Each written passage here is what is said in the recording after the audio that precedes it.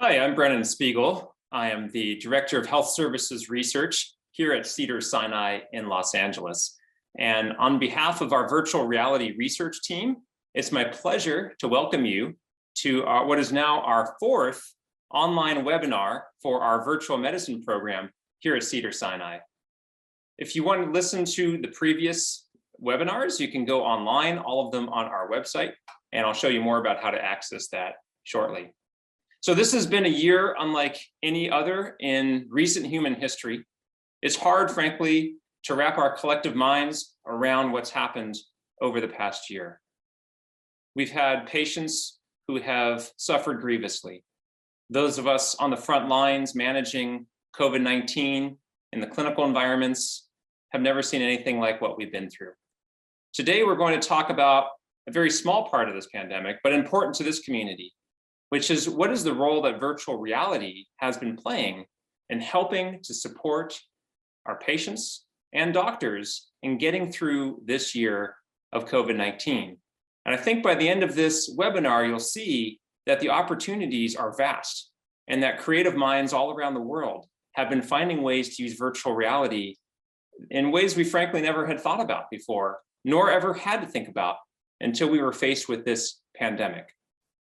So just to get us started, this is our title for today's presentation, The Evolving Role of VR in the Wake of COVID-19. We're going to focus on immersive therapeutics for post-pandemic mental health in particular. And before I get too far, I just want to highlight that we do have our website, which is a resource for many things within the VR ecosystem. All of our previous webinars can be found here. It was about this time last year when we were about to launch our third annual live virtual medicine conference. And unfortunately, we had to cancel that because of the pandemic. But you can see all of the previous lectures on our videos page. We have an expanded library of key opinion leaders from all around the world talking about the use of virtual reality in healthcare. Our newest addition to our website is this clinical resource tab. I recommend you take a look. Under that tab, we have a set of our favorite VR programs.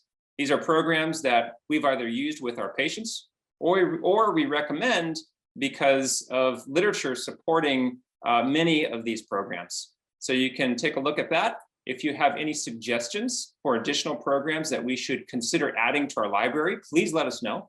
We have a contact us site on the webpage, or you can even, if you're watching this live, put some suggestions into the live chat, and we'll certainly take those into consideration.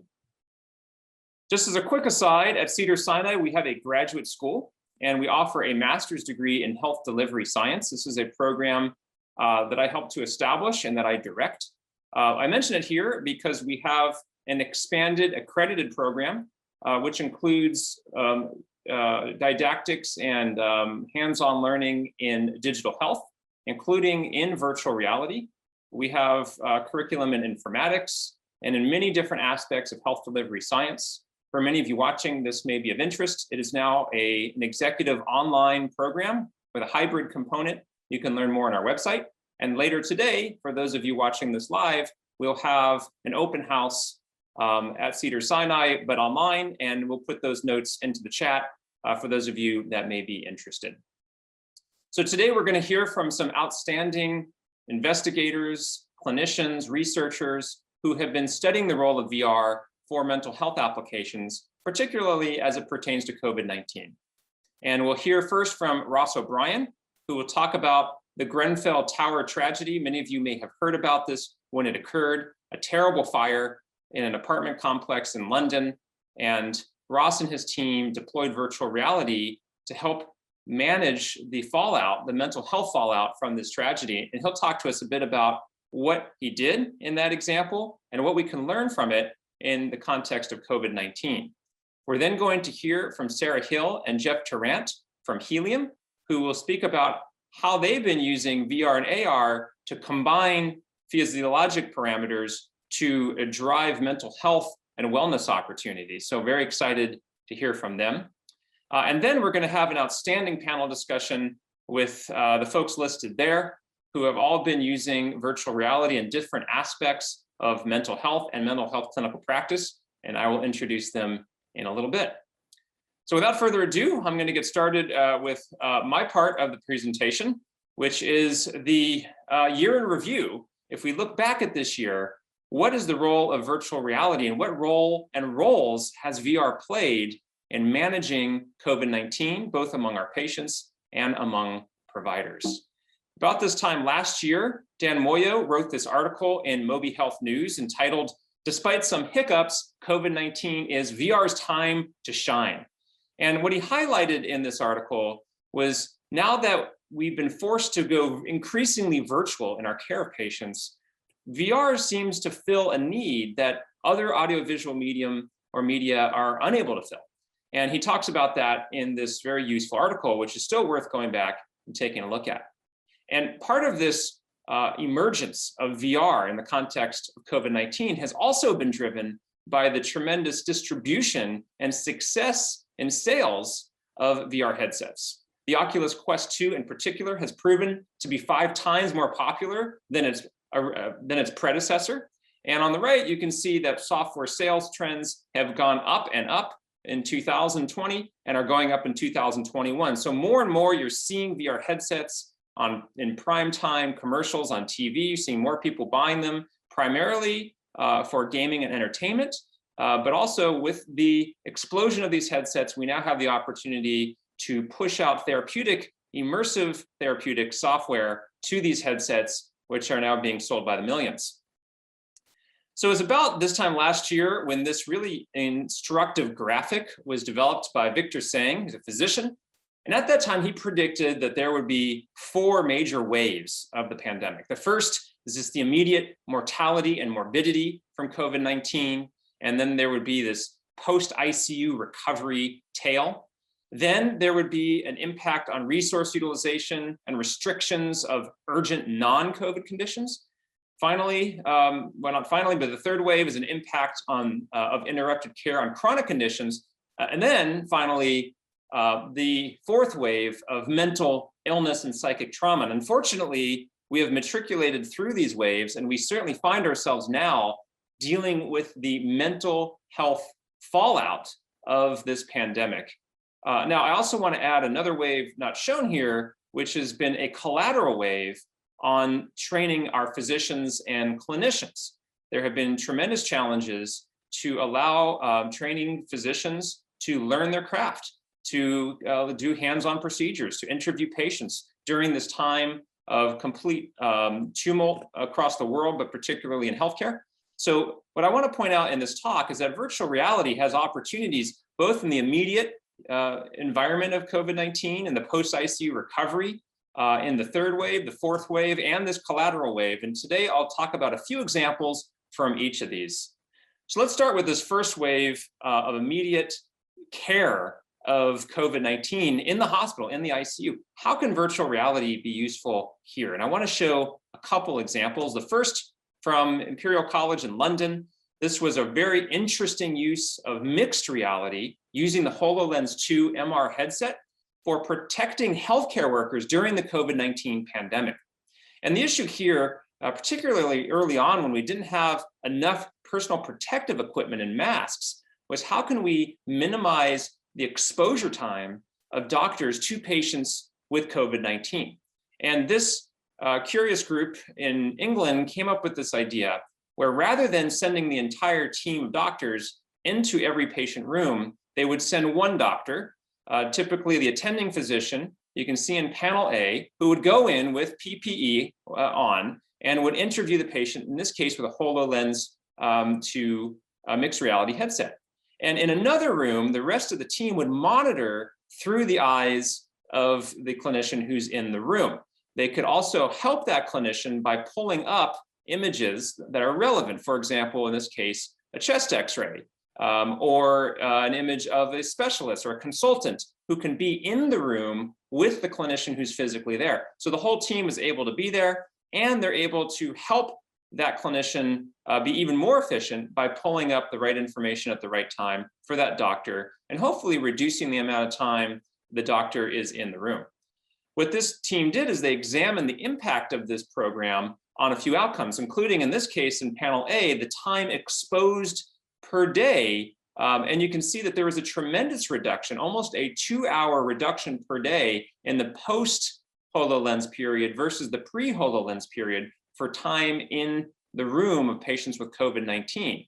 And the second panel B demonstrates that there is a tremendous reduction in the number of PPE items per day, which not only saved PPE, but also saved money in the process of taking care of these patients. So not only did it help protect the clinicians, but also saved very precious, at the time, very precious PPE resources.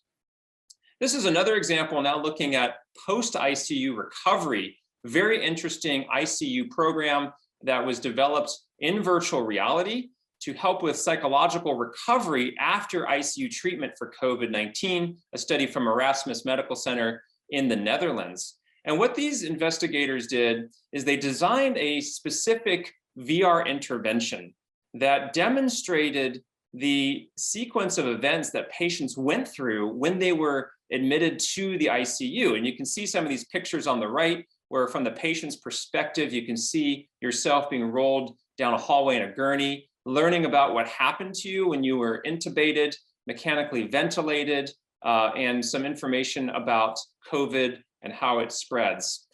And what you notice here is this wouldn't be administered in the midst of somebody undergoing this. It was administered after patients had recovered from the trauma of being in the ICU. And in this case report, they tested this VR program in a patient who had experienced very high levels of anxiety, depression, and post-traumatic stress after experiencing that ICU admission. And they were able to review what they had been through, which of course would not be possible without VR. No one's sitting around recording these things or using a 360 video when somebody's being mechanically intubated and ventilated. But here in VR, they were able to rehearse or relive what it is that they went through. And what they found was 1 week after going through this ICU VR intervention, the scores on anxiety, depression, and PTSD domains normalized. And when they followed this patient for up to 6 months after, they found that it remained normal. Now, this, of course, would be best in a randomized controlled trial to demonstrate repeatability. But as a proof of principle, it's a very interesting use of virtual reality to help with post-ICU recovery, particularly mental health recovery. Now, I want to focus next on the collateral wave that we've seen on the impact on physician training. And there have been so many innovative uses of VR for simulation and training that we've known about before, but the pandemic has really forced us to move in this direction during this time of limited teaching opportunities. This is a study at the top that was a review entitled The Present and Future Applications of Technology in Adapting Medical Education Amidst the COVID-19 Pandemic. They talk about a number of telehealth platforms, but virtual reality in particular. And in it, they talk about some of the uses that VR has had during the pandemic to help train providers. So on the left is a video from Oxford Medical Simulation, which is a company that develops software specifically to help train clinicians in a very realistic way. In this case, conducting a lung examination with a stethoscope of a patient and conducting the rest of the exam. It's an interactive experience that is good whether we're in a pandemic or not. But during the pandemic, medical students, trainees needed to have these opportunities to continue learning even amid the pandemic. On the right is a really interesting example from University College London of a doctor who is practicing a difficult encounter with a patient and her daughter who are insisting that they receive antibiotics for their upper respiratory tract infection. The doctor is insisting that it's not appropriate, I should say, to use the antibiotics, but is learning how to have that conversation while remaining empathetic with the family. And this is something they can repeat over and over again. And they've been able to demonstrate that this can really help with training doctors to have these difficult conversations. This is another example that was published during the pandemic from Case Western Reserve University in Cleveland, Ohio, where neurosurgical residents used the surgical theater VR program, in which a MRI of the brain is reconstructed in 3 dimensions, and the trainees can zoom in and zoom out in 3 dimensions throughout the brain, visualizing different aspects of the brain, such as the vascularization shown here. And this was part of a comprehensive multi-component neurosurgical course that was focused on this VR intervention. And what the authors were able to demonstrate is when they looked at pre-course versus post-course average scores on a 0 to 10 scale, they demonstrated clinically important, but also statistically significant increases in many aspects of relevance, like the ability to identify the gross structures of the brain, to perform routine neurological, physical examinations, to analyze hypothetical patient cases, and so forth, demonstrating the feasibility of this VR-based multi-component neurosurgical course. There are other examples of using virtual reality for teleproctoring. This is a study from the UK where a proctor was physically in a different building from the angiography suite itself.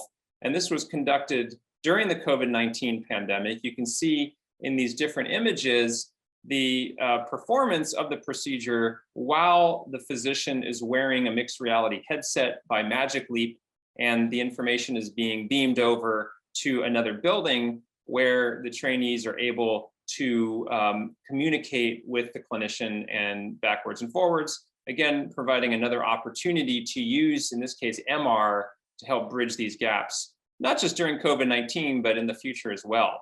Here's yet another example from Mexico, where surgeons are practicing conducting surgery using these trocars that they pass physically through these 3D printed cutouts, but in virtual reality, it appears as if they're actually performing the surgery. And this is yet another way during COVID-19, as it says in the title, that in this case, surgeons were maintaining their skills when many of their elective procedures had been canceled or postponed, but they needed to keep up their skills.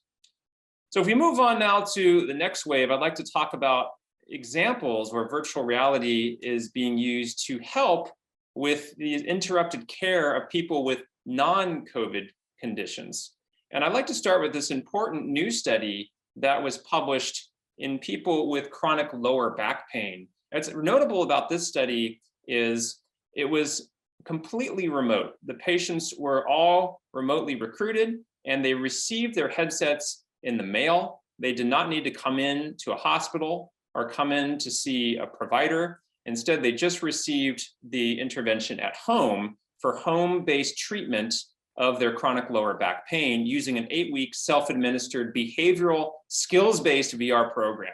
This was a double-blind randomized controlled trial conducted by Garcia and colleagues. This was supported by the sponsor Applied VR that created the program Ease VRX. This is an 8-week program that has multiple different components based loosely on cognitive behavioral therapy or CBT techniques. The control was sham VR, which is really nice to see a sham VR control where they used a headset, but rather than an immersive VR environment, it was non-immersive, 2-dimensional, neutral scenes of nature. And when they compared the primary outcome of average pain intensity between the VR and the sham VR, there was a separation in favor of the active VR intervention, showing a larger reduction in pain in the group that received the active intervention. This is a very important study, both methodologically, it was rigorous, having a sham VR control, and the long-term follow-up, which is quite unusual for this population, and also in showing benefits for chronic pain in the outpatient remote environment versus just for inpatient acute pain, where we've seen a lot of benefits in the past. Our group is conducting a version of this study separately. We actually weren't even aware initially they were conducting the other study. This is a study that is sponsored by the NIH. It's going to be a bit larger than the previous study that I showed, and it has 3 arms rather than 2. In addition to non-immersive sham VR, we also have immersive distraction-based VR, which is immersive, but purely distraction. The third is the skills-based VR, which includes the components shown there. And the question here is there an incremental benefit of this CBT-based skills training compared to simply immersing people within a virtual environment versus sham. This study is also being conducted entirely remotely. We've at this point recruited over 70 subjects. There will be 360 total patients in this study, and we're excited that it's underway, and we look forward to reporting results in the future. Here's another very interesting use of virtual reality during COVID-19 for a non-COVID condition. This is for a patient with glaucoma who is at home, and the team developed a test using oculokinetic perimetry within a VR headset. And basically what this allowed is for testing at home using a variety of different procedures and stimuli and fixation and response tasks to see just how well this person's vision is, which is really something you would want to do in person, but without the ability to see this patient in person, they needed a way to do vision testing at home, and they used a VR headset with a specialized program to do that. And you can see the output at the bottom demonstrating the field of vision and the results of this oculokinetic perimetry test. Very interesting use of virtual reality, very innovative. There are many other examples, and for lack of time, I can't go through all of them, but uses of virtual reality to aid communication in persons with neurodegenerative diseases, or using VR and so-called serious games for home-based telerehab for people with cerebral palsy. These are two more examples of neurodegenerative chronic conditions and VR providing some benefits during COVID-19. Now I want to move into the fourth wave, the mental health pandemic that we've seen on the heels of the COVID pandemic. And this has been a catastrophe unto itself.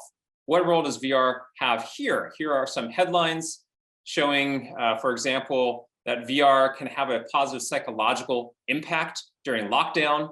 And this creative title on the right, the global storm of stress-related psychopathological symptoms, an overview on the usefulness of VR, how cyber psychology and VR can help us overcome the psychological burden of coronavirus, a paper written by Giuseppe Riva and his colleague Brenda Wiederhold. Dr. Riva is in Northern Italy and has written extensively during the pandemic and before about the mental health benefits of virtual reality.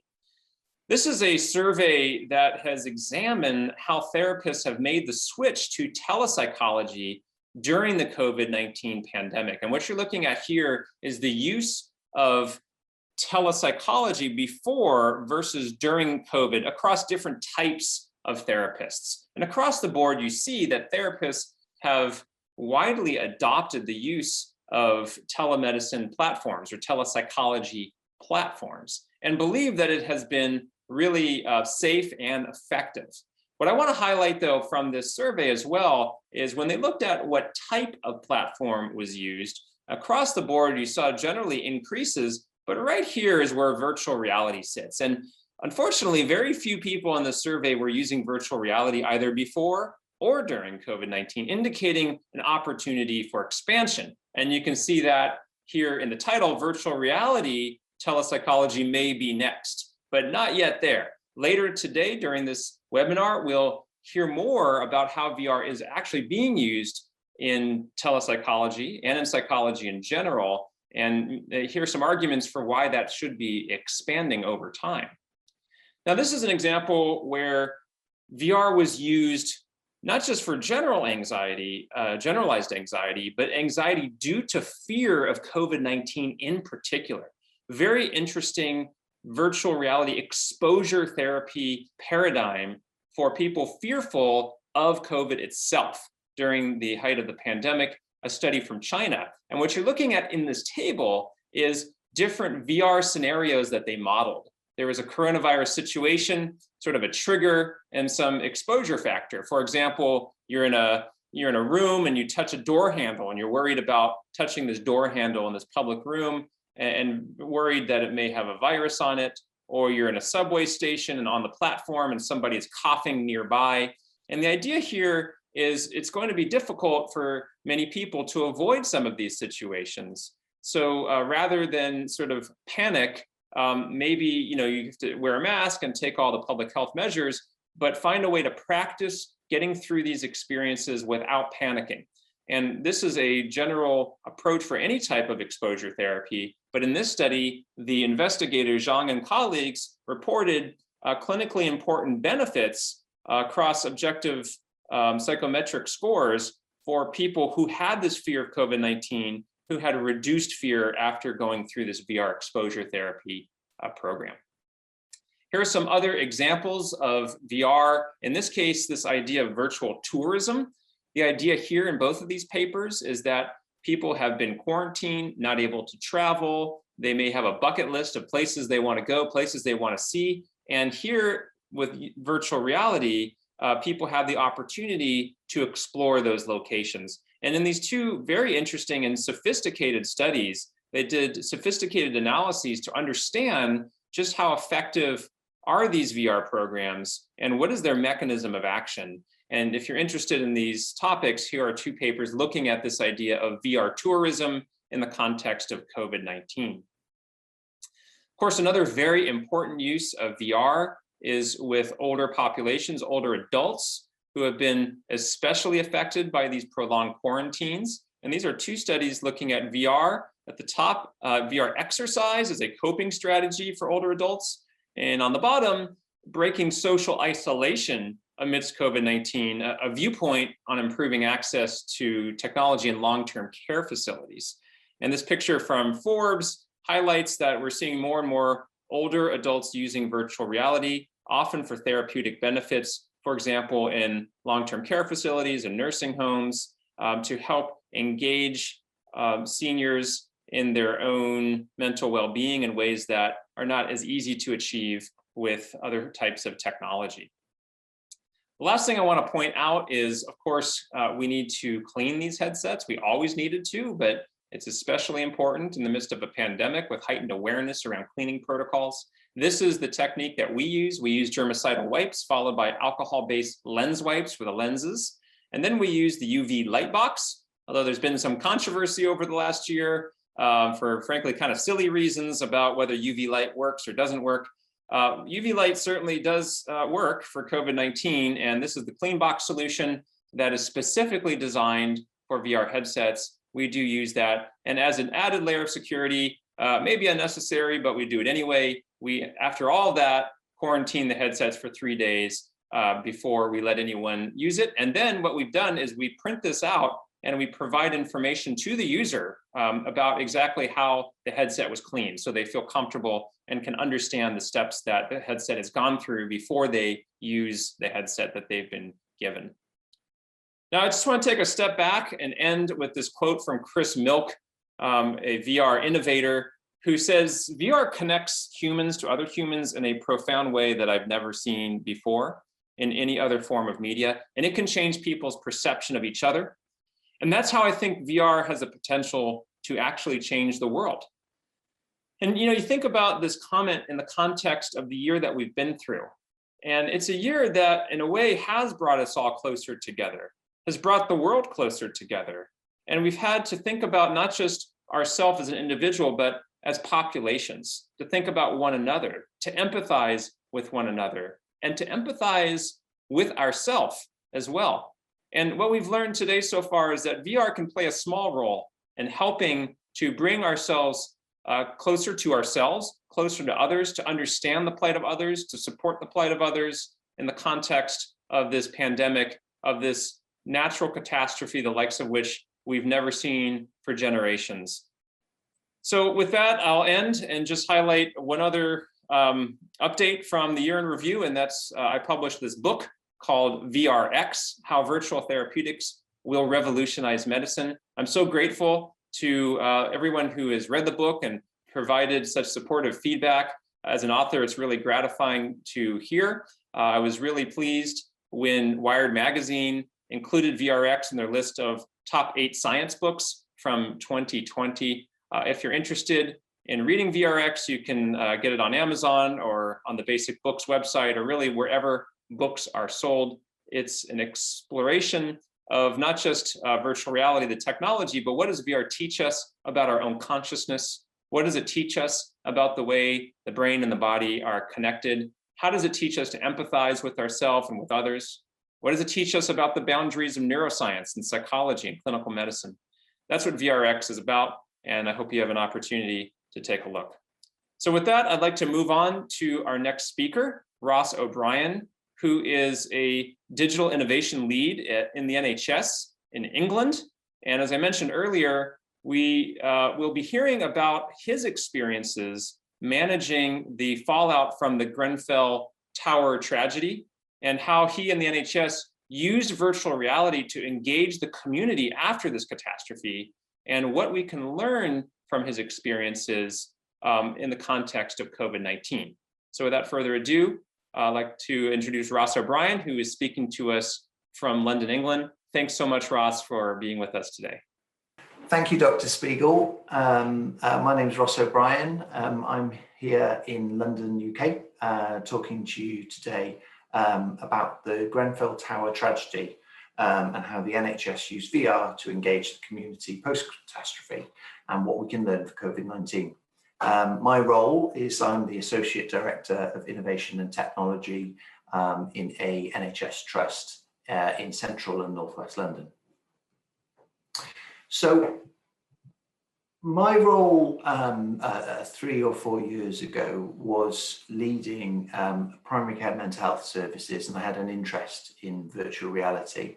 And unfortunately for the communities based in West London, there was a fire in a block called Grenfell, which sadly claimed the lives of 72 people that were residents there on the evening of June 2017.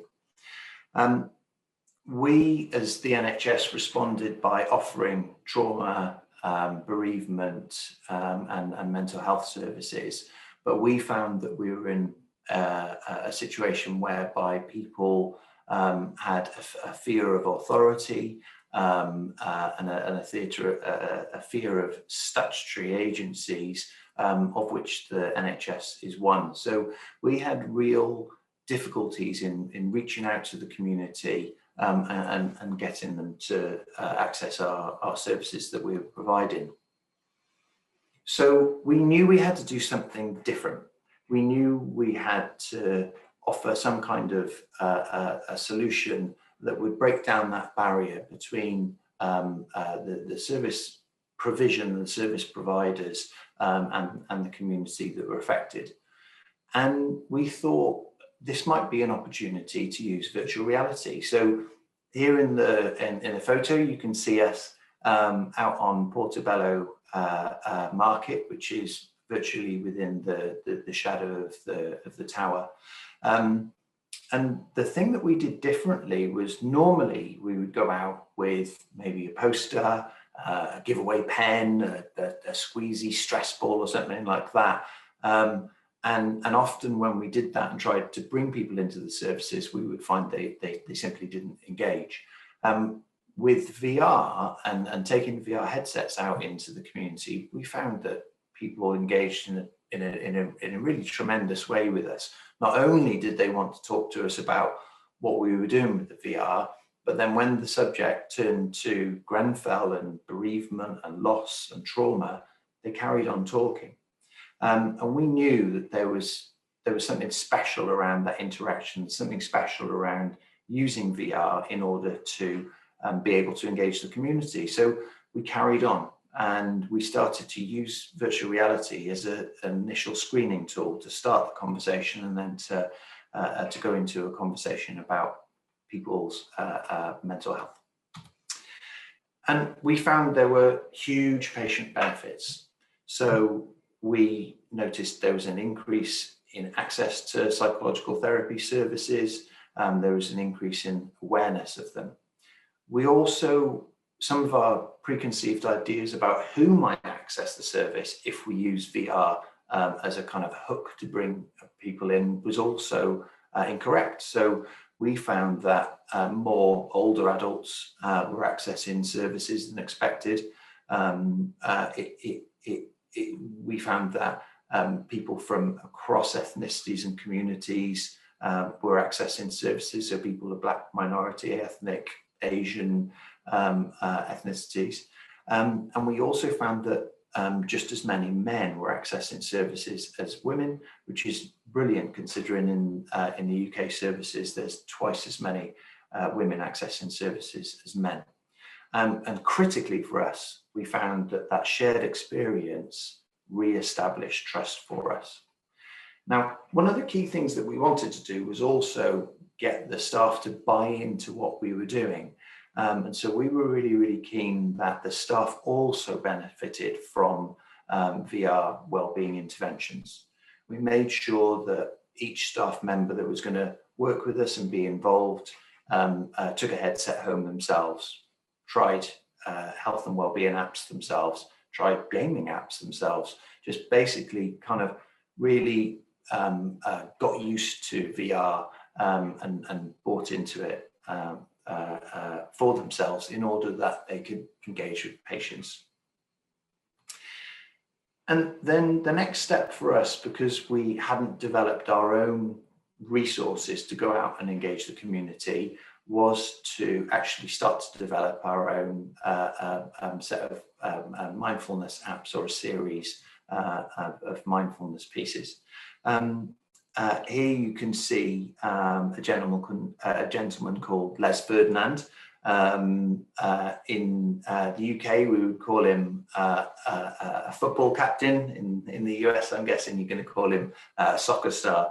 Les Ferdinand captained England, and he is a great footballer and is now a director of football in Queen's Park Rangers, which is the local team right next to Grenfell.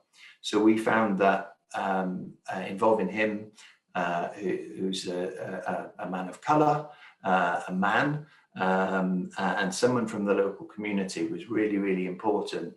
And we got Les to open up and talk about his first experience of kind of managing anxiety and stress when he first played football as the captain of England. And we went on to create other mindfulness pieces, as well, as you can see here from these links. The next phase for us as we carry on our work in terms of virtual reality in healthcare is to start to conceptualize what a fitting memorial would be for the community affected by Grenfell. One of the issues that we found when we've talked to different memorial committees around the world is that generally when you develop a memorial, you only take part of the community with you in that development.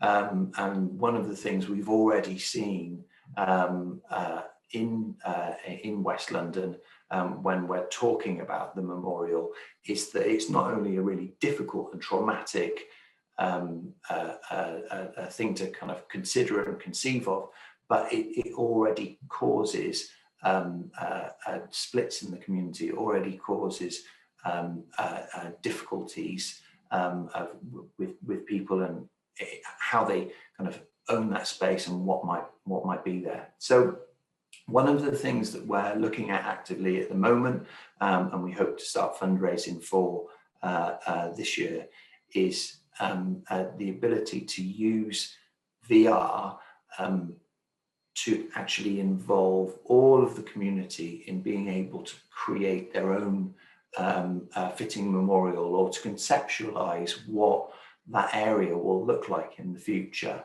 And not only that, we're hoping that there are opportunities for people's education, there are opportunities for employment that come out of that kind of work, in order that the community grows in the future. And we hope that the work that we've done in terms of screening and getting people to come into services, and we hope that the work that we've done in terms of well-being and mindfulness for our staff group has normalized the use of virtual reality in healthcare for the community affected, and this is something that they will accept in the future as well. Finally, I just wanted to touch upon where we're looking to go in the future in terms of VR or XR strategy. The work that I've talked to you about today is a tiny piece of what's happening in the UK in terms of augmented reality, virtual reality, mixed reality, and our work in Grenfell is just one of many examples of the potential in the UK to work more in this sphere. Myself and a few colleagues are working across the UK at the moment to draft a white paper around how we might join forces in the UK and start to think about building on small and distinct examples of good working practice. And at the moment, we're concentrating on 5 key areas in pain management, in mental health, in physical rehabilitation, clinical skills, and education. And we hope to expand on those in a white paper and give a bit of a strategy or a roadmap so that XR in health can scale in the future. We also hope to take the work that we're doing here in Grenfell and create kind of case studies or blueprints around that for mental health. So we've tested the theory in kind of a community, and the next steps for us at the moment this year will be going out across our trust. So we've got where we work across maybe a third of London, we've got 9,000 staff, and we hope to basically take the work that we've done supporting the Grenfell community and spread that out and see whether it also has benefits to a much wider group. And then the other piece that we want to learn from is that approach pre-COVID, where the sharing of headsets, perhaps infection control wasn't as tightly managed as we would conceptualize it now.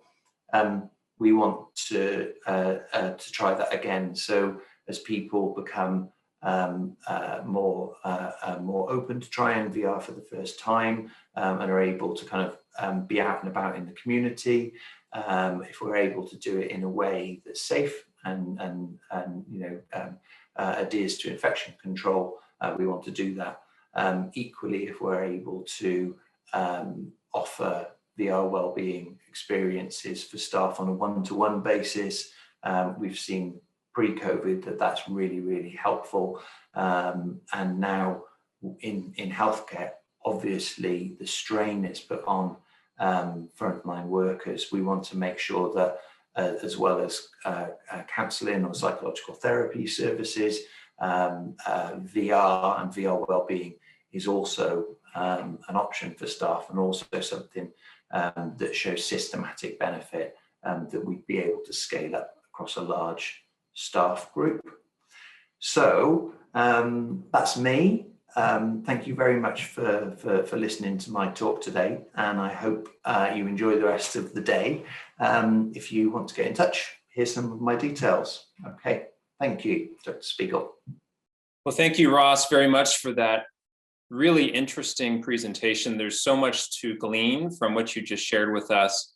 Innovative opportunity for virtual reality to help at a time when people are really suffering, and we can learn a lot from this example, both for COVID-19 and beyond.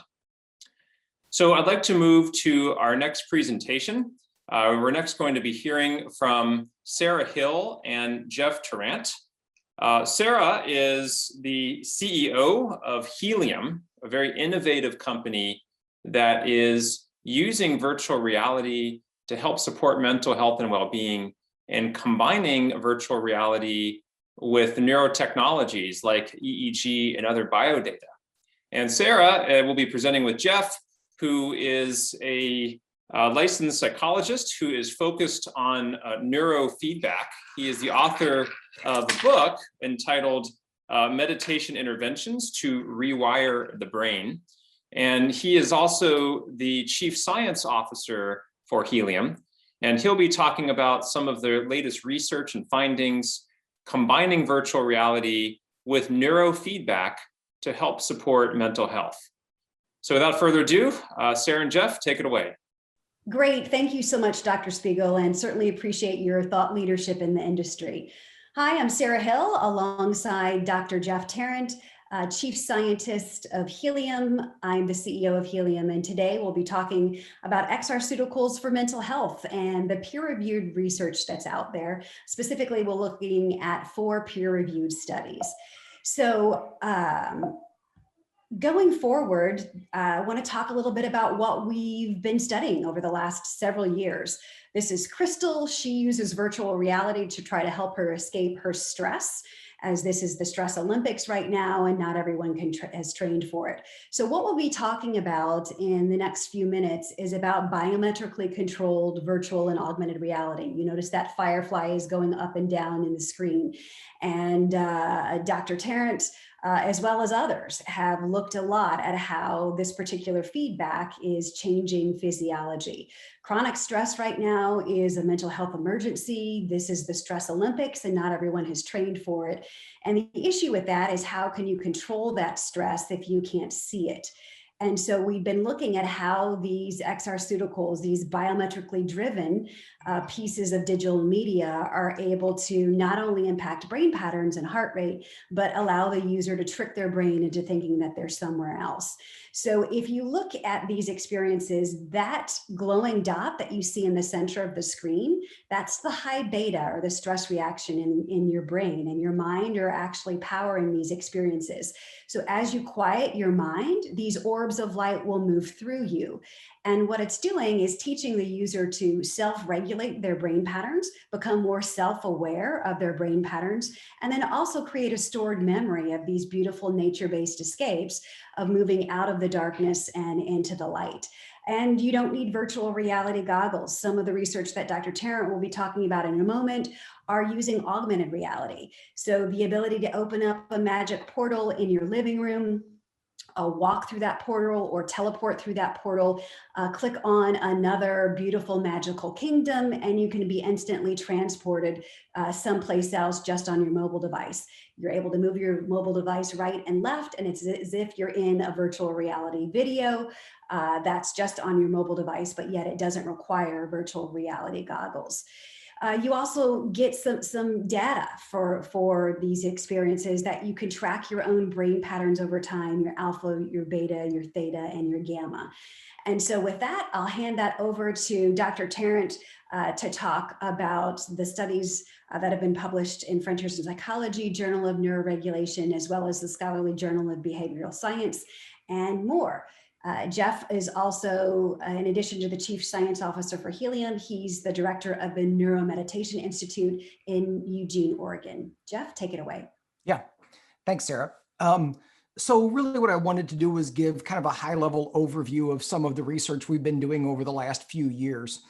And most of that work has been designed to look at the impact of virtual and augmented reality on the anxiety and stress response, both what people report in terms of their experience and how this might alleviate some of that, but then also looking at some of the physiological impact. So the first study that we did was comparing a virtual reality experience that was not using biometric controls, so it wasn't using biofeedback, but just one of these nature-based relaxation experiences, compared to a resting control group. And we measured anxiety, we measured brainwave activity at baseline for both groups, and then during after a 5-minute rest period, measured things again for both groups. And then the control group just rested again for 5 minutes. So literally they just rested twice, measuring them in between, and the experimental group did virtual reality at the end. And so what you can see on this graph is that when we were measuring anxiety, both groups actually showed improvements. So simply resting did a pretty good job. the virtual reality might have had a slightly larger impact when you kind of look at the second bar there. But, people's self-reports, it was like, well, the virtual reality and simply resting were fairly equivalent. So on the surface, it's kind of like, well, gosh, that's slightly disappointing. However, when we go to the next slide, when we looked at their brainwave activity, this was the part that was really interesting, particularly that second part there, looking at the beta activity in the anterior cingulate cortex. And so when you're measuring that beta activity, which is very often an indication or related to anxiety or stress, what you see is that for both conditions, the beta activity actually went up slightly at time 2 when they just rested for 5 minutes. And then look at time 3. This is the part that I think is really interesting.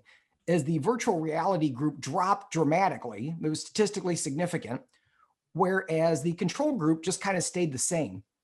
So even though both groups were saying they felt more relaxed, the virtual reality group was having a much stronger physiological response, which seems important. And go to the next slide. So from there, we really wanted to explore this a bit more in sort of real life, right? Because that was in the lab. That's great. What kind of an impact is this having out in the field? And so this was just a very simple study that we did at a blood drive. And so, we know that a lot of people have significant stress and anxiety related to getting stuck with a needle. So this was a perfect opportunity to see what is the ability of virtual reality to reduce some of that stress and anxiety. So we essentially had people fill out the Brunel mood scale at time 1, gave them a 4 or 5 minute virtual reality experience, again, without biometrics, and then measured their their mood levels, again, right before the needle stick. And what you can see from this little chart is that the negative mood states dropped pretty dramatically. And this was particularly true in the younger age bracket. So the folks that were between 15 and 19 years of age seemed to have the strongest response, which was interesting. We weren't necessarily expecting that, and we don't entirely know why that is. Something we're going to be looking at more in the future. But you can see tension dropped 39%, fatigue decreased, anger, confusion, and then, of course, the positive things went up significantly, happiness and calmness. So this at least provided some initial evidence that it's not just in the lab, but this appears to have some real world use cases as well. Next slide. So also kind of, looking at augmented reality, Sarah mentioned that, not only do we want to see what's happening in virtual reality, but, what about augmented reality? And one of the things we like about this, of course, is that it's much more accessible because people can use it right off of their Android or their iPhone. They don't have to have headgear. Now, we suspect, and I think there's evidence that augmented reality is probably not as powerful or impactful as virtual reality. It doesn't have the same level of presence. However, we wanted to really look at this and say, well, because it is more accessible, can we get some good data showing that this is also a good option for folks? Next slide. So the first study that we did, which is directly related to, I think, the conversation that we're having in this larger conference right now, is we compared the impact of using a particular augmented reality experience where they were hatching butterflies out of this augmented chrysalis through a augmented application, comparing that to basically a distraction technique. So a game on their phone that it's called Dots. And essentially you're connecting same color dots, and so it's a fun game, it's entertaining, it's not particularly stimulating, it's pretty relaxing. And so what we did was compare the use of these over 5 consecutive days. Now this was during the pandemic. We collected all this data during the pandemic when people were really at the height of, the first height of the pandemic, when people were really on lockdown, and looking to see what is the impact of these 2 different interventions. So you can see we had 42 subjects. They were randomly assigned to either the AR butterflies or the dots. They used this 5 consecutive days. At the beginning and end of those time periods, they completed the perceived stress scale and the GAD-7, which measures generalized anxiety. And then every day they completed the Brunel mood scale before and after their experience. Next slide. So the results we got from this were actually even better than I had expected. When you look at the perceived stress scale, so this is again at the beginning and end of the 5-day period, you can see that the control group, so the group doing the dots game, actually were more stressed at the second evaluation time, whereas the AR group were significantly less stressed. So this was a statistically significant interaction effect, which makes sense. You can, I mean, it's very obvious looking at the graph. We saw something similar, but a little different on the next slide when we're looking at generalized anxiety. So this one was interesting to me because what it appears to show is that the more severe somebody's anxiety was at the outset, so the moderate or severe groups, the larger the response they had specifically to the AR experience. You can see that the control group, there wasn't a lot of difference between pre and post measurements, whether it was low, mild, moderate, severe, wasn't really much of a change. But again, for the active group, for the AR group, there was, and this was also statistically significant. Next slide. So the other study that this one should be come out any day now. It's in Frontiers in Virtual Reality. It's been accepted, just hasn't been published just yet. Looking at the augmented reality experience, the same one that we just talked about with the butterflies, both with and without using brainwave controls. So using a consumer EEG headband to measure what's happening in brainwave activity. And so again, we kind of put people in one or the other group using it with or without the EEG controls. Next slide. And again, kind of like that first virtual reality study we talked about, both groups seem to have a really positive response. The negative stuff all went down, the positive stuff went up, and there wasn't a huge difference between groups. So when you kind of look at this, it might suggest that it doesn't really make much difference if you're using the biometrically controlled aspect or not. Again, that changes a little bit when we look at some other things. Next slide. So here, this was one of the brainwave aspects that we looked at. It was midline gamma activity. And even though the results weren't statistically significant, they were close. But you can see that the midline gamma didn't really change at all in the group that was just doing AR by itself. But when you added the neurofeedback, that gamma increased significantly. And it actually makes sense when we think about what might be going on with a biofeedback controlled experience where you're really enhancing your attentional mechanisms and how that might influence that midline gamma. So again, there's something different that's happening when you add that biofeedback. The other part that's really important is the next slide, is this idea of engagement. So we asked a couple of simple questions at the end. So in this case, I was engaged in this meditation a great deal. And what you see is that the group that had the EEG headband was much more likely to say that they were engaged. So you can see 62% said that they were engaged a great deal, whereas the group that didn't have the EEG headband, it was only 24%. Last slide. And then this question, I think this type of meditation could help manage stress or anxiety in the future.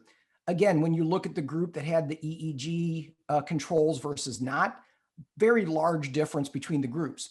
So again, for us, this is kind of important because what it suggests is even though the augmented reality without the biometrics is still effective, which is great, that's wonderful, people seem more engaged and more likely to use the experience if it includes the biometrics. It's more engaging and it has a stronger physiological effect.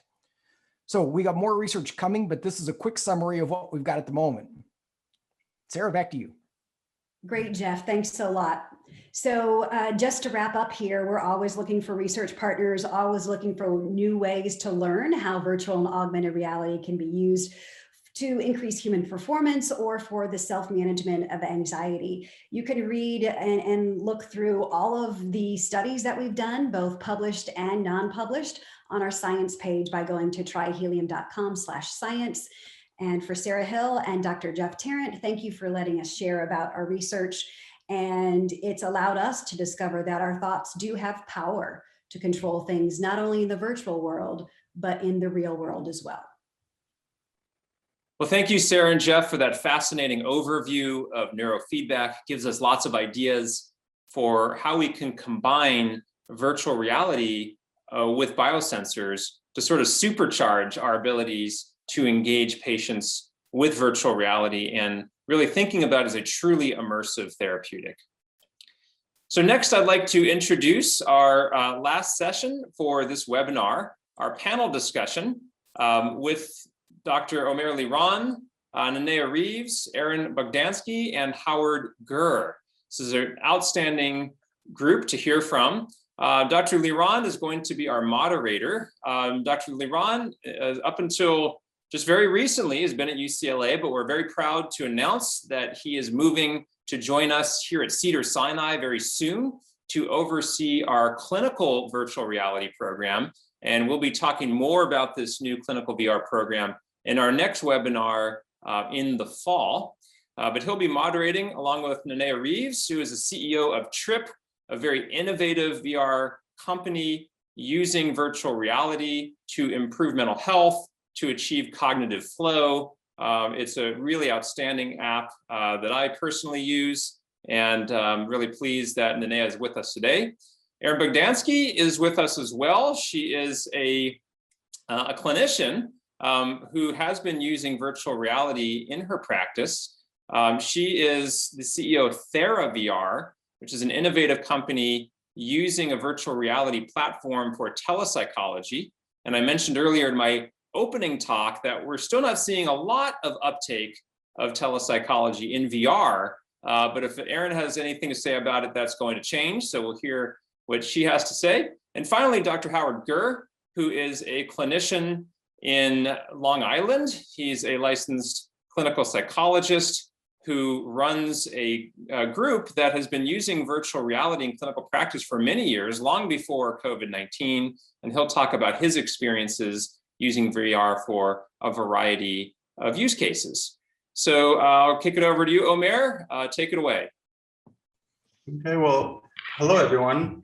I'm very glad to be here, joined by my this esteemed panel, and I will be your moderator. So let's get started. My first question is actually for Nanea. Nanea, first I want to say that I love Trip, and I encourage everyone watching to check it out. For those who have not tried it yet, can you please describe Trip and how it's advancing the field of utilizing VR and AR for mental health? Thanks. Well, thank you for supporting our customer, our product by being a customer. And it's been wonderful to see the growth that we've had.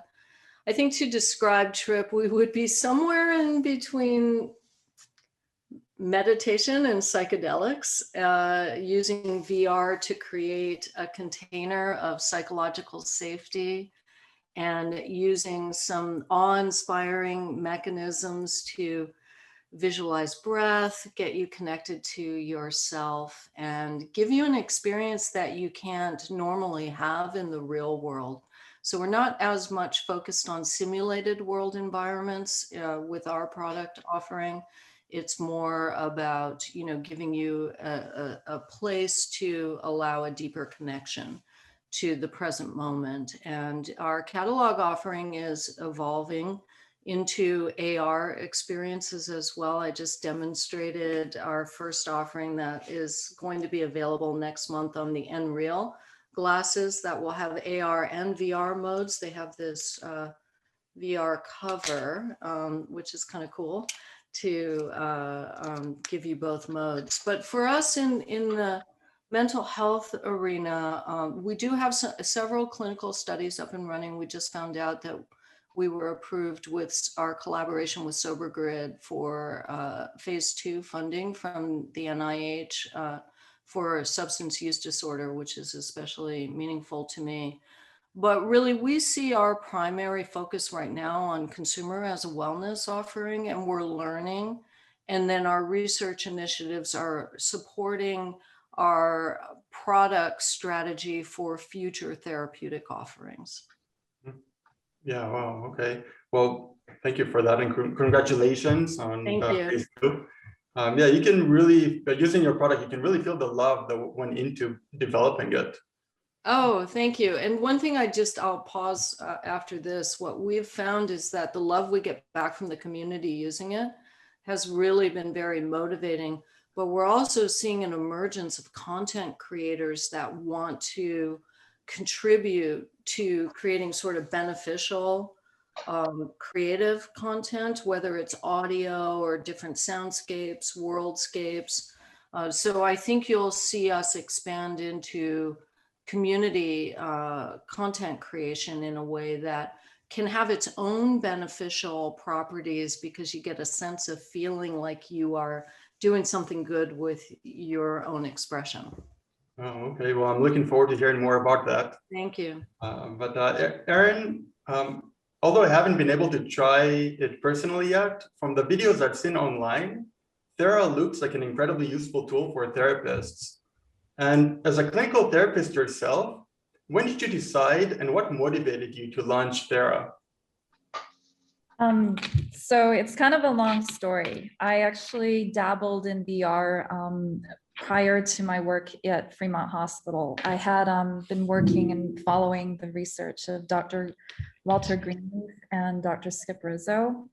And I guess if the history is, I started off working in chemical dependency at Kaiser Permanente. And as a clinician, I was really frustrated with that population and seeing just the death rate and overdosing. And that's when I started researching alternative methods in neuroscience to treat that particular population. And I also worked with post-combat veterans with severe PTSD. And that's how I kind of got into the research of VR. And then what really galvanized my invention for my patent was when I was working at Fremont Hospital with severely at-risk youth, so suicidal and self-harming. And I got very frustrated with the system and wanted to do something different to catch these children that are falling through the cracks in the system. And that's when I focused on utilizing telemedicine and marrying that with VR. So that's how I created my patent, was to provide live streaming virtual reality using customizable avatar technology. And so the premises behind Thera VR is about connection.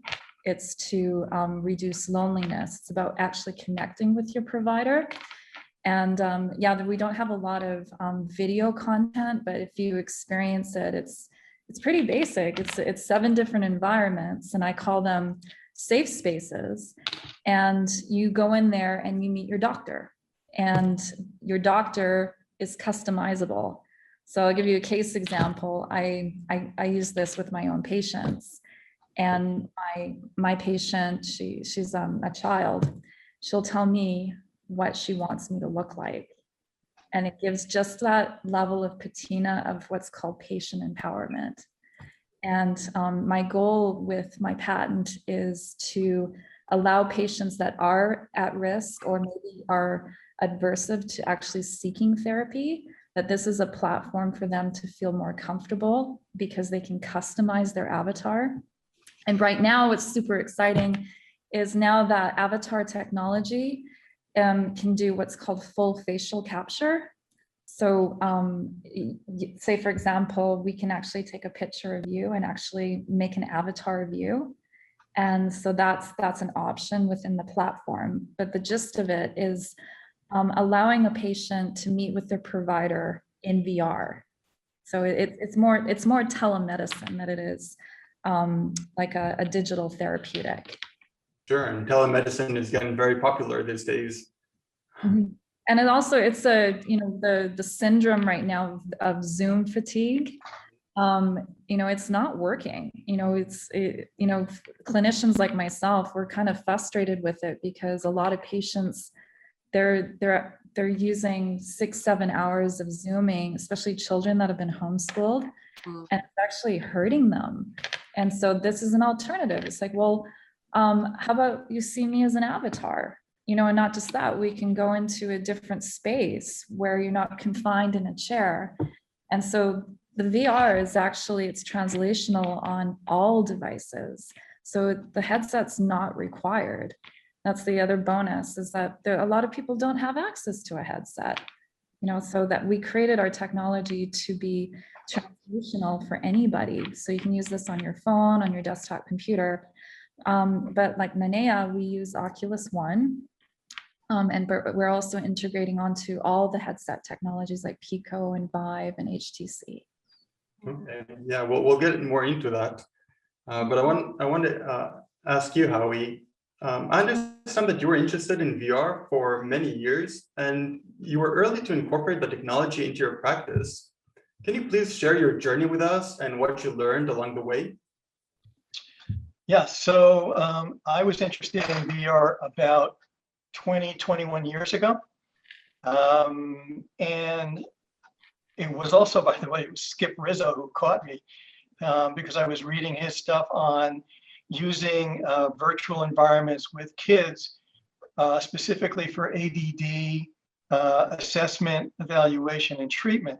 He had this perfect virtual reality classroom that he could alter the distractors. And I thought it was a much better way to assess ADHD versus the teacher rating forms that we had, or even the TOVA or the other tests that we used. So I reached out to him, but at the time I reached out to him, he had already sold it off and didn't really have it anymore. So I kind of took a back seat.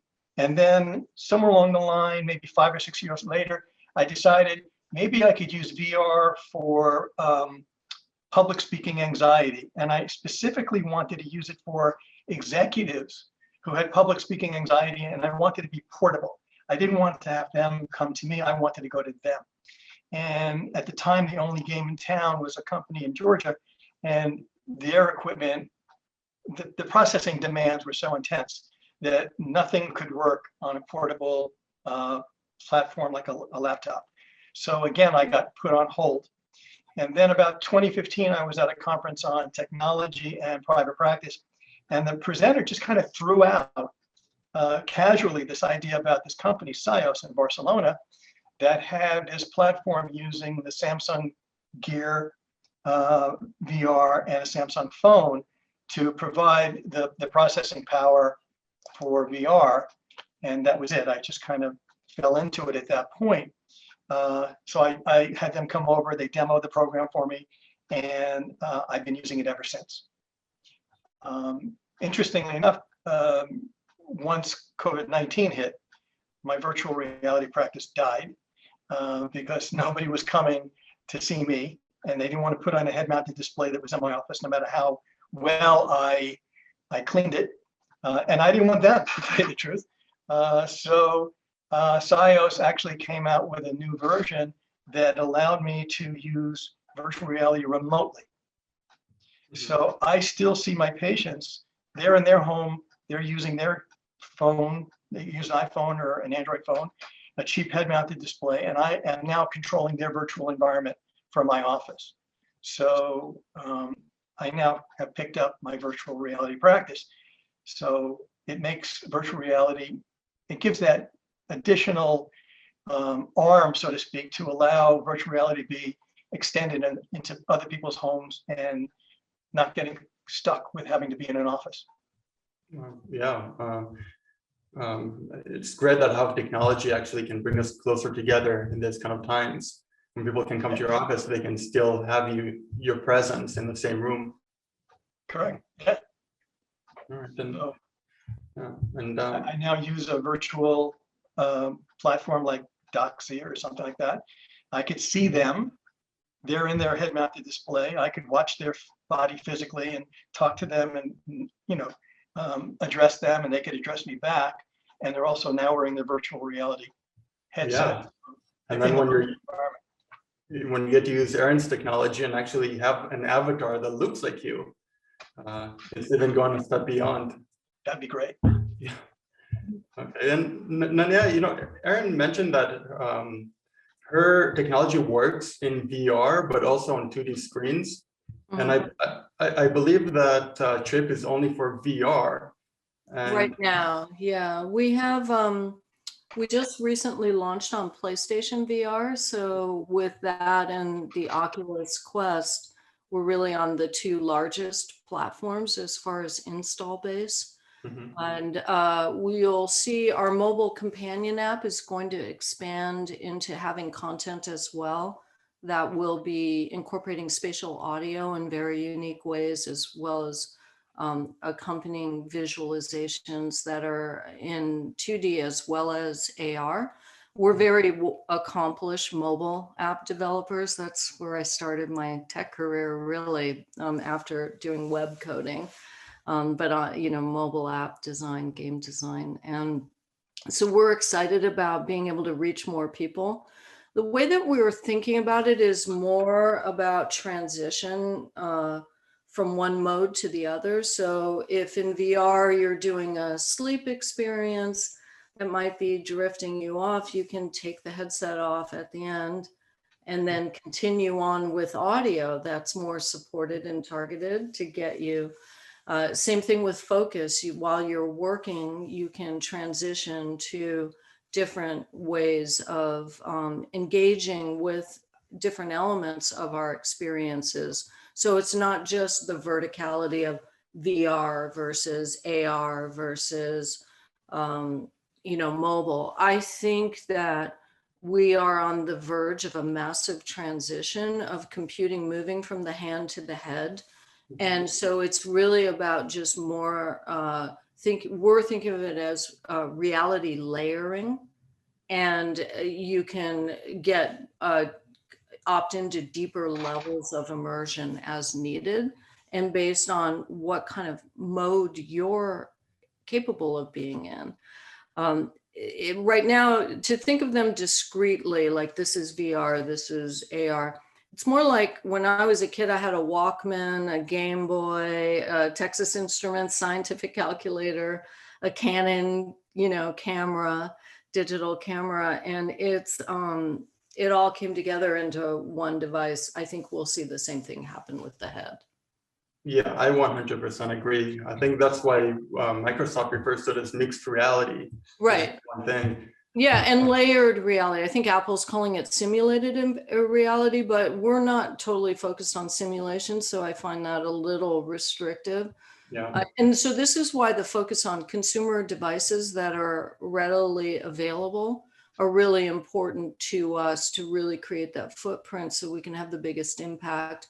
And then we can also work with clinicians in ways that maybe might narrow in on some of the devices that have integrated biosensors, access to broader data sets that we don't make available to the average consumer.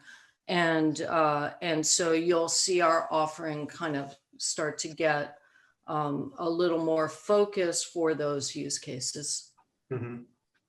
Okay, and back to you, Erin. You mentioned that you have a 2D mode, you also have a VR mode, but clearly the meat of your product is for VR. Maybe you can talk a little bit about what is it about VR that is better than other treatment modalities, and how is VR different from just watching a 2D video? It's a bit complicated, and I'm going to piggyback on what Nanea was talking about too, is the integration of wearables.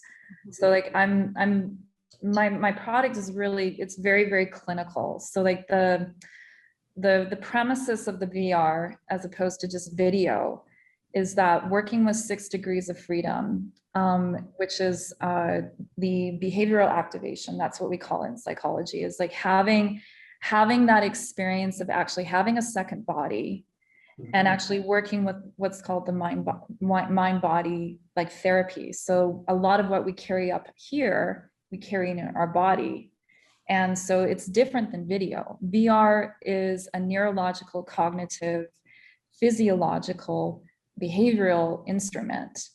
And when you combine these elements, that's what makes it useful for psychology.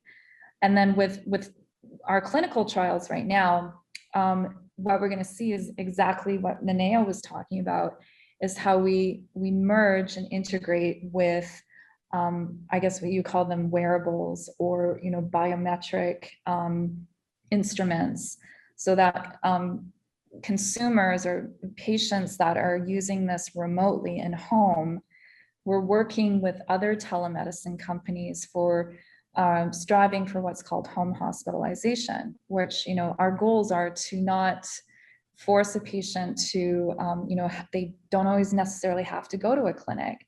They can use existing instruments in their own home, including VR technologies, for treatment.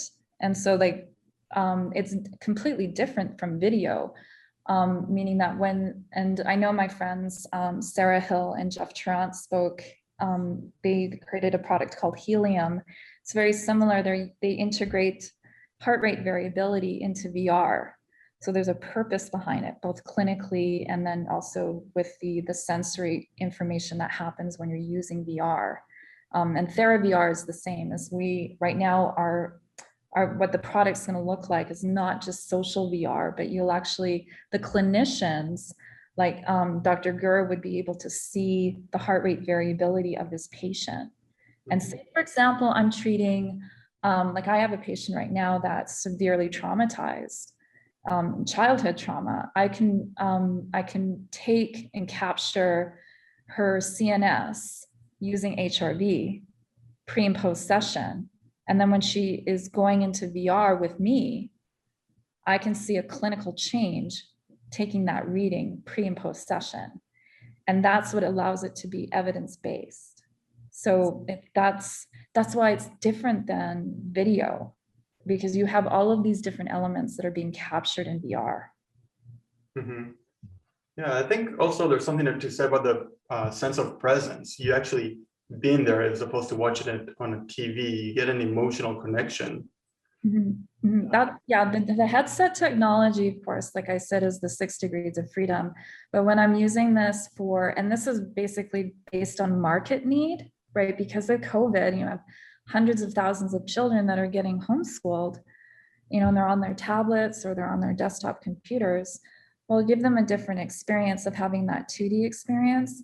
It's not the same, but psychologically, it's different, right? So if I'm Right. like use the tablet technology of TheraVR, and I do this with a 10-year-old, she's not seeing your video face, right? She's just using her index finger, and she can see her avatar, and she can roam through these environments, and she can change her avatar. And it's more pleasant. It's a pleasant experience for talk therapy. And it's the same on the mobile too.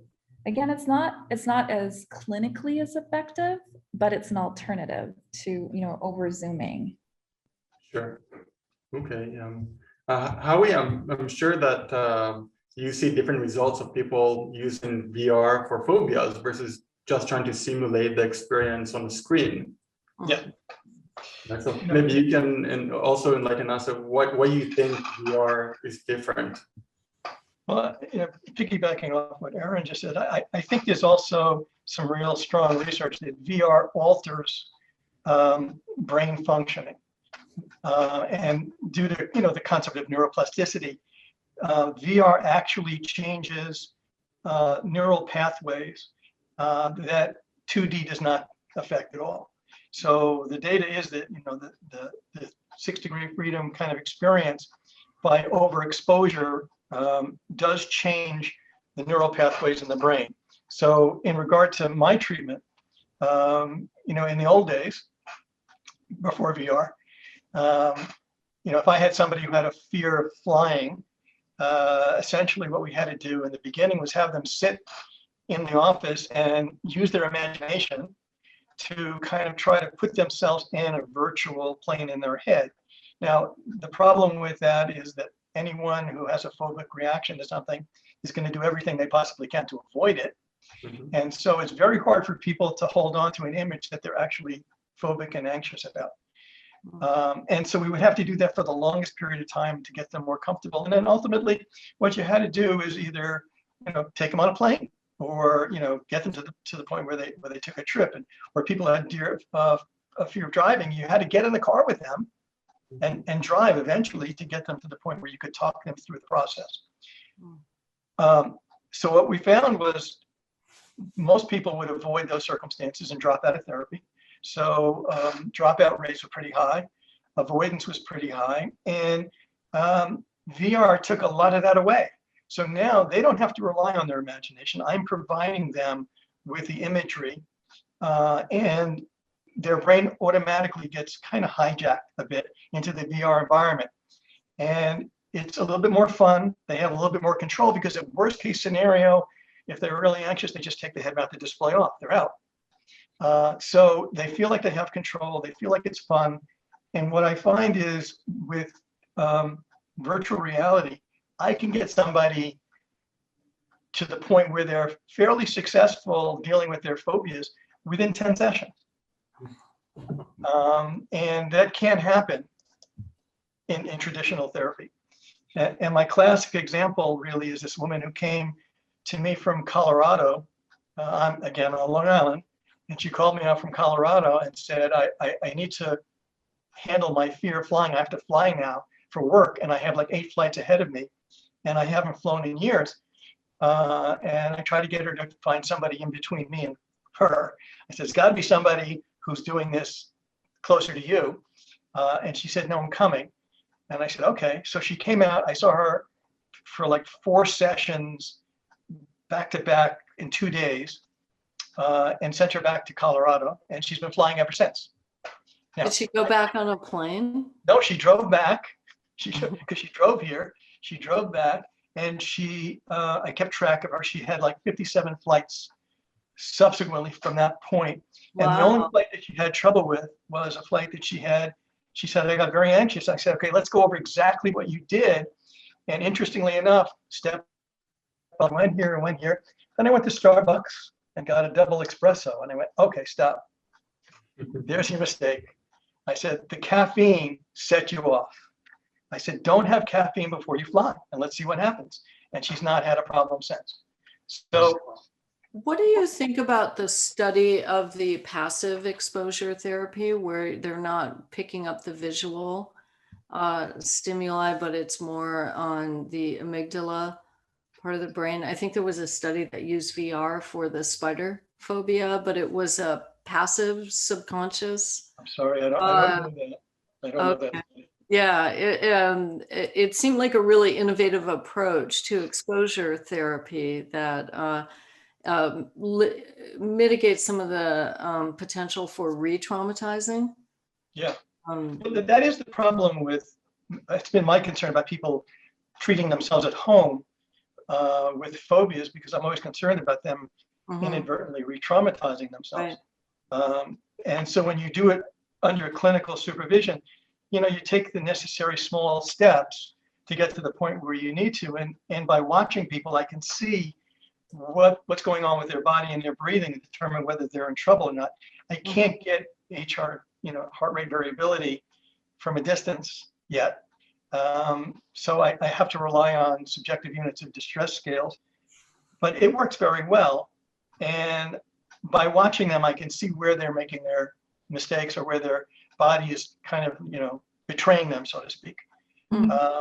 But I think it does resolve a lot of issues in terms of the speed of resolving problems for people.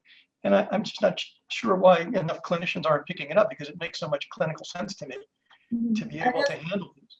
It's really, yeah, exactly, Dr. Girl. It's like why it's essential to have those safety mechanisms in place for virtual reality, especially if you're using this remotely, is like exposure therapy is, it's risky, because if you're doing telemedicine and that patient is re-traumatized, or they have a seizure or something like that, it all goes back on our licenses, right? That's exposure therapy has typically been like you're in vitro or like in vivo with your patient, or it's done in a contained environment like Brave Mind, right? Like it was done in a contained. Right. So like TheraVR, we're solving that problem so that clinicians have a reliable tool to see the parasympathetic and the sympathetic nervous system. Right. If you are using this for exposure therapy, or my big one right now, I'm developing treatment plans for treating eating disorders. Specifically, not very many people are talking about this, but we're in a pandemic for child anorexia. Like our pediatric hospitals are being flooded. The ER rooms are flooded with child anorexia. So this is huge, right? Because that's a huge impact on ACEs. And my belief is that TheraVR can help solve that problem by providing remote access care and, you know, combining products like Trip for relaxation and meditation, that we can use VR to provide remote telemedicine. As long as you have a safety mechanism, the clinical tracking, the biometrics, so that you as a clinician, you're providing the best care possible. And then integrate that with everything else. There are many exciting device upgrades happening that will integrate biosensors within the devices themselves. One of the most exciting things for us are being able to access the pupil data on some of the new platforms like Toby's Augmented or the HP Omnicept that's coming out. Trip, it's public, so I can talk about it. We filed some patents on our ability to detect heart rate through the gyroscope. It's actually sensitive enough, as well as respiratory rate. So we, just got final feedback on the biometric data collection passively. So when we can get it at a broader scale, it will, I believe, drive a lot more innovation. However, one of the reasons why we haven't deployed any of that is because biometric data collection in general, you know, there's a huge responsibility from a data privacy and ethics standpoint that I feel we haven't wrapped our heads around enough as an industry. And so, you know, being involved in some of those decisions on, facial recognition, heart rate variability, all this, even brain scanning, lightweight through EEG devices. I think that the risk that having that data just even as a company introduces is something to really think about with great concern. And my question is about Facebook and Oculus. And if Facebook owns Oculus, and to use your Oculus even as a on a home basis, you have to open up on your Facebook account. That's a question I have always about, privacy issues and HIPAA compliance. Yeah, well, this was the big bone of contention at Shift Medical EU, which that was the conference that was held in Germany last year. And that was everybody was talking about, like, what's the big evil right now? Well, it's Oculus, right? And even within a year, Oculus One, you don't need to have a Facebook account, but within a year, it's mandatory. And so as, my company's telemedicine, I want to encourage anybody who's doing telemedicine to be using Oculus. It would be fine for digital therapeutics, but again, like, how much information is being taken? So I think, like, anybody that's using this for clinical practice and collecting that level of information, like heart rate variability, biometrics, you need to be in compliance. Right. Well, and I think that, you have the same issue though with mobile app devices, and account creation is important, but data harbor is very important, and that can vary even from state to state. The laws are different. And so as a small company, it can be prohibitive to even capture and store that data because you don't have the resources available to ensure compliance across the board, and all of the monitoring that's necessary to protect that data. So I think that there's great concern. Less, I mean, I've had a positive experience working with the Oculus team and Facebook. Full disclosure, I was an early investor in Oculus because I knew the founding team. So it's been a positive experience, but Sony has the same issue. You have to register with Sony to purchase or download any content. So I'm so sorry. I have so many questions, but I mean, yeah, I know. Time. I wish we could continue this discussion for another hour at least.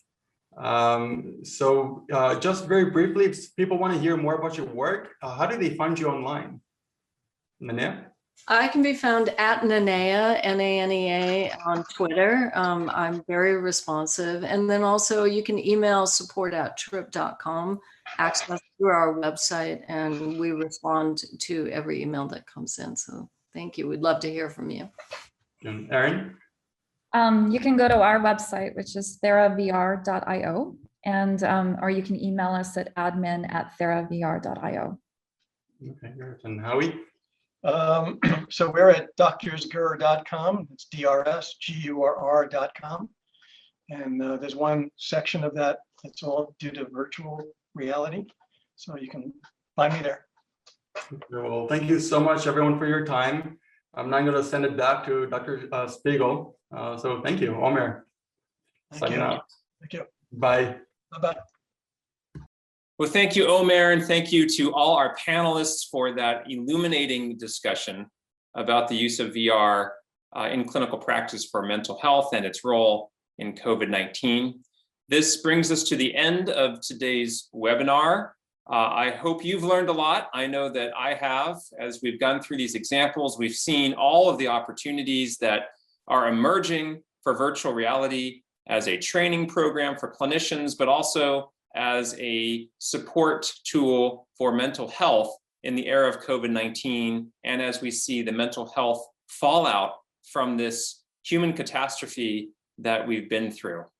So on behalf of our virtual reality program at Cedars-Sinai, I want to thank you again for being with us today, and especially like to thank the Rapaport family who has provided support for this program and provided support for our virtual reality program since its inception. Thank you very much to Marc and Sheri Rapaport and Cedars-Sinai for all of the support in making today happen and allowing us to continue to expand our program. And next time we meet in the fall, in our next webinar, we'll be announcing, I'll tease it today, our clinical VR program, which will have several arms to it, including a true clinical program, a research program, an educational program for clinicians, and also, of course, a development program where we're now creating new VR programs for a variety of different clinical conditions.